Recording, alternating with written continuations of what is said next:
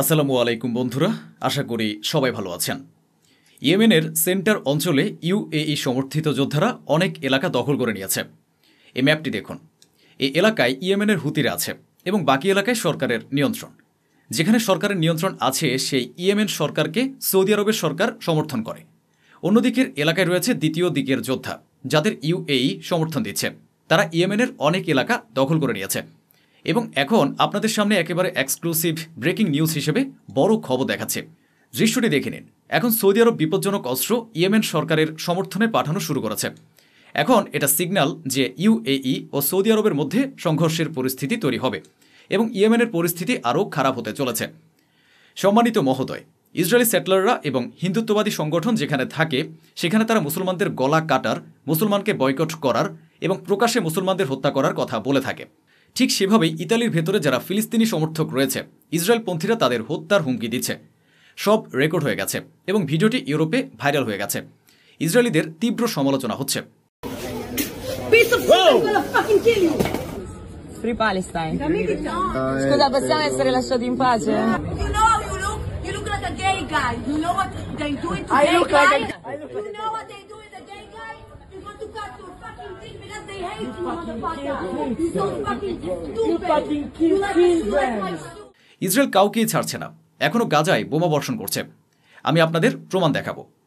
Israel খ্রিস্টান সম্প্রদায়ের church এবং চার্চের খুব কাছে গাজায় এমন বোমা ফেলেছে যে পুরো চার্চ কেঁপে উঠেছে এবং দরজা জানালা ভেঙে গেছে।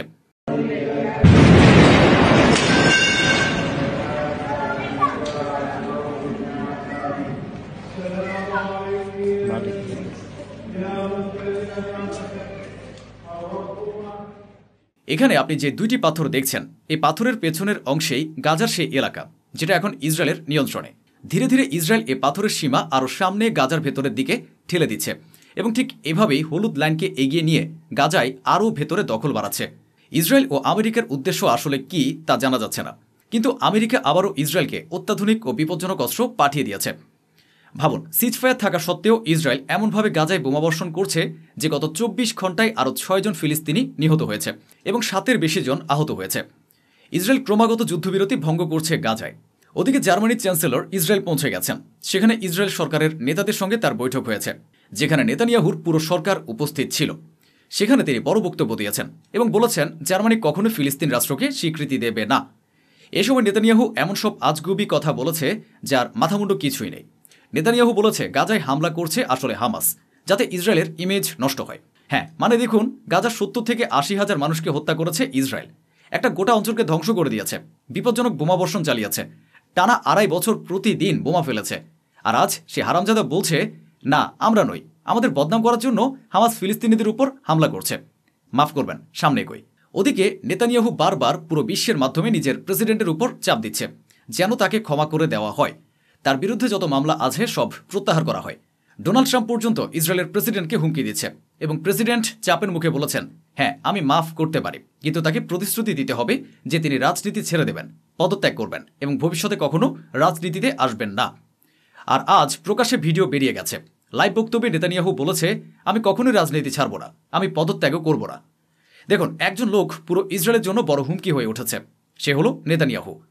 আপনারা জানেন নেতানিয়াহুর বিরুদ্ধে পুরো ইসরায়েল দাঁড়িয়ে গেছে। সেখানে গণতন্ত্র নেই, নেতানিয়াহুর ডিক্টেটরশিপ চলছে। এখন দেখুন, তার স্বৈরাচার শুধু ইসরায়েলই নয়, পুরো বিশ্বে চাপ সৃষ্টি করছে। বিশ্ব নেতারা সবাই বলছে, ঠিক আছে, মামলা হামলা সব শেষ, শুধু পদত্যাগ করুন। কিন্তু ক্ষমতার প্রতি এমন আকর্ষণ, এমন লোভ নেতানিয়াহুর, ক্ষমতার জন্য 7 অক্টোবর সে ইচ্ছাকৃতভাবে সীমান্তের সামরিক বাহিনী সরিয়ে দিয়েছিল। এরপর হামাস হামলার সুযোগ পেয়েছে, আর সেই ঘটনাকে অজুহাত করে পুরো গাজা ধ্বংস করার পথ তৈরি করেছে নেতানিয়াহু। এরপর যখন ইসরায়েলের সাধারণ মানুষ নিজেরাই দাবি করেছে যে নেতানিয়াহু যেন 7 অক্টোবরের ঘটনার তদন্ত করে, তৎক্ষণাৎ সে স্পষ্টভাবে বলে দিয়েছে যে কোনো তদন্তই হবে না। এটাই বড় একটি কারণ যার জন্য ইসরায়েলের জনগণ নেতানিয়াহুর বিরুদ্ধে। ওদিকে আমেরিকা চেষ্টা করছে মিশরের প্রেসিডেন্ট এবং ইসরায়েলের প্রধানমন্ত্রী নেতানিয়াহুর সরাসরি বৈঠক করানোর, কারণ গাজায় এই গণহত্যা শুরু হওয়ার পর 2.5 বছর ধরে নেতানিয়াহু ও মিশরের প্রেসিডেন্টের মধ্যে কোনো কথাই হয়নি। অন্যদিকে কাতারের কর্মকর্তারা আমেরিকায় পৌঁছেছেন এবং সেখানে মোসাদ প্রধানের সঙ্গে তাদের বৈঠক করিয়েছে আমেরিকা। আমেরিকা কাতার ও ইসরায়েলের কথোপকথন করাচ্ছে এবং আরবদের হারামিপনা এমন যে তারা এখন মোসাদের সঙ্গেও বৈঠক করছে। এবার আপনাদের জার্মানির ভেতরে নিয়ে যায়। এই দৃশ্যটি দেখুন। যারা ফিলিস্তিনের জন্য কথা বলছে জার্মানির পুলিশ তাদের সঙ্গে সন্ত্রাসীর মতো আচরণ করে গ্রেফতার করছে, মারছে, পেটাচ্ছে এবং জেলে ভরছে। এসব কিছুর মাঝে আবারও গাজার নতুন ভিডিও এসেছে। দেখুন, ইসরায়েলের মিলিটারি চিফ ও আর্মি চিফ গাজায় পৌঁছেছে এবং ঘোষণা করেছে, আমরা হামাসকে শেষ করব, হামাসকে অস্ত্র ফেলতে হবে, আমরা সব বিপদের বিরুদ্ধে লড়ছি, আমরা আমাদের দেশের নিরাপত্তার জন্য কাজ করছি। ওদিকে ওয়েস্ট ব্যাংকে ইসরায়েলি সেনারা 55 বছর বয়সী একজন মানুষকে এবং 18 বছরের কম বয়সী একটি বাচ্চাকে গুলি করে হত্যা করেছে। আর আরবরা হিজড়ার মতো চুপচাপ বসে আছে, বরং ইসরায়েলের সঙ্গে তাদের বাণিজ্য আগের মতোই চলছে। এখন দেখুন, গাজার ভেতরে UNRWA এর কাজ ইসরায়েল বন্ধ করেছে এবং এখন বলছে ওয়েস্ট ব্যাংকেও UNRWA এর কাজ বন্ধ করতে হবে, তারপরে যাদের উচ্ছেদ করা হয়েছে তাদের ফিরতে দেওয়া হবে। এদিকে ইসরায়েলের ফাইন্যান্স মিনিস্টার এবং নেতানিয়াহুর কথোপকথনের কিছু অংশ সামনে এসেছে এবং সেখান থেকে স্পষ্ট ইঙ্গিত পাওয়া যাচ্ছে ইসরায়েল সম্পূর্ণভাবে ওয়েস্ট ব্যাংক দখল করবে।